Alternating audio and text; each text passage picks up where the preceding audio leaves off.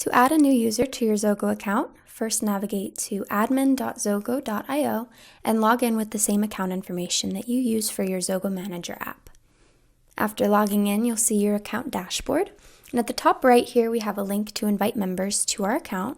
So I'll click to copy it, and then when a teammate or coworker opens it, this is what they're going to see.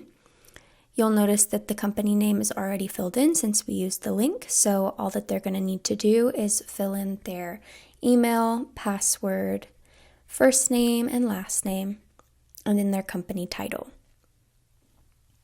And once they click that sign up button here at the bottom, it's going to send a request to you, which you can either approve or deny back in that admin portal that we started out in. So I'm going to click OK, and then I'm going to log back in with my admin account in order to review the request. So now that we are logged in, I'm going to click on the Members tab and then click on Pending Members, which we can see there's one there. And I'm going to go ahead and approve the request.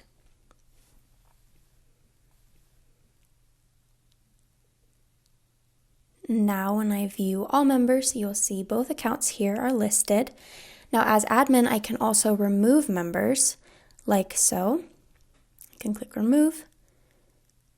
And that's how we add and remove members from our XOGO account.